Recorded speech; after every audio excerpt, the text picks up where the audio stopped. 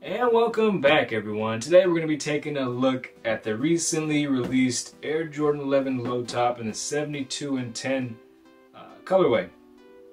So this is essentially a low cut version of the previously released 72 and 10 shoes that came out a few years back.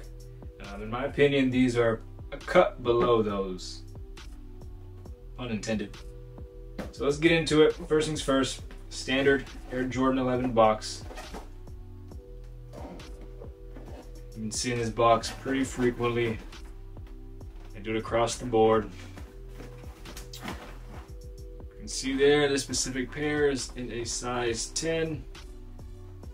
The official colorway reads black, gym red, white, and sail, which is actually different than the original 72 and 10s, which I believe don't have a sail.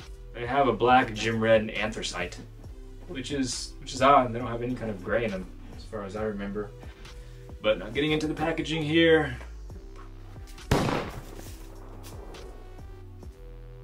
Here are the shoes. Standard black trash bag paper. Second shoe.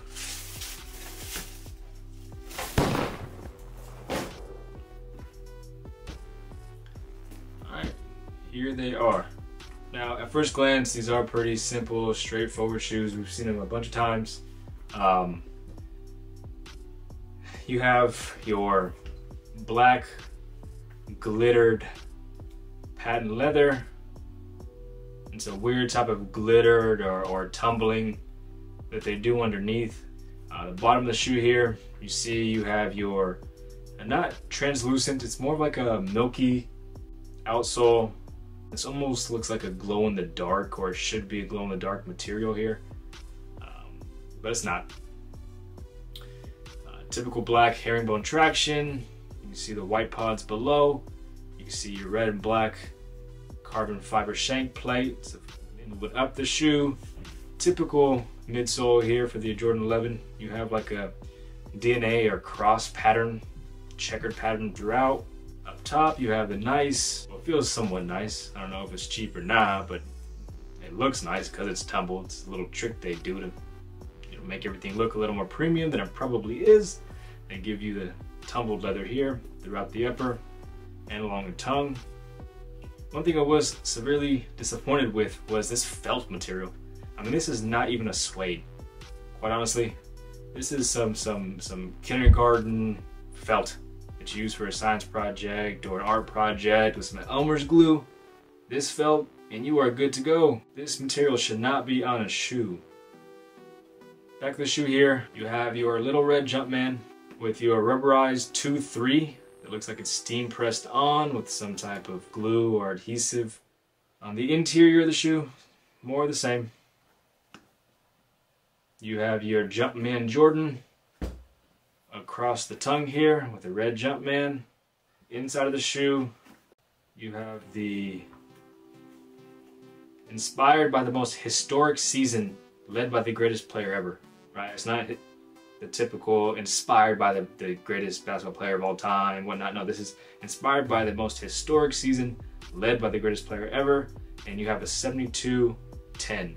Now, these were manufactured November of 2021 through February of 2022. All right, now let's take a look at these side by side with the original 72 and 10s and see how they compare.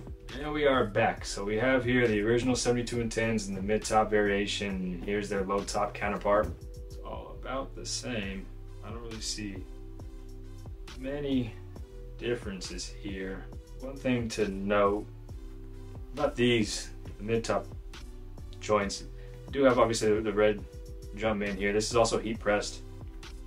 The back, the 23 back here, but this is rubberized and heat stamped. This is stitched in, which I would prefer.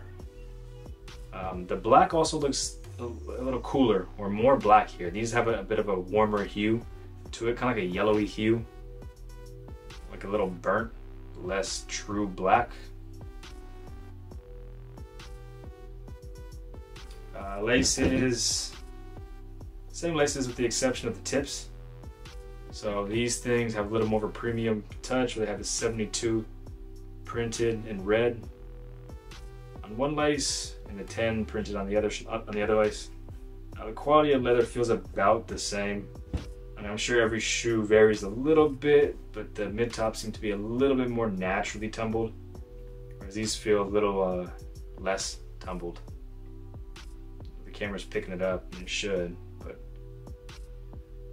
another thing that I noticed too was that the material kind of faded. It lost some of its shimmer, or that typical patent leather shine. It lost a little bit of that, and it's getting a little foggy. Hit me up in the comment section and let me know if there's a way to mitigate this, to get rid of this. Kind of throws the shoe off a little bit. Let me know what you think in the comment section below. Did you cop? Did you pass? Do you like the glitter tumble look? Low top, high top. I mean, now's a good time to pick these up. If you do want these are going for nothing like most Jordans nowadays, with the exception of those Midnight Black 4s. These are going for below retail.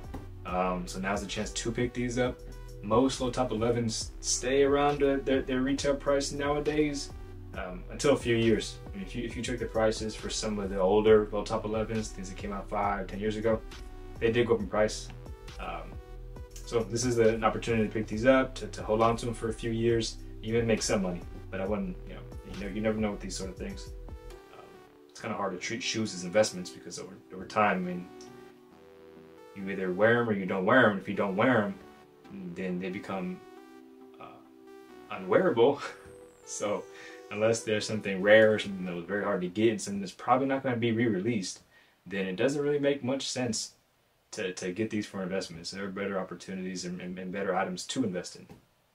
Just my 2 cents. But yeah, again, I've been rambling for a minute. Let me wrap up, and I will catch you guys in the next video. Thank you.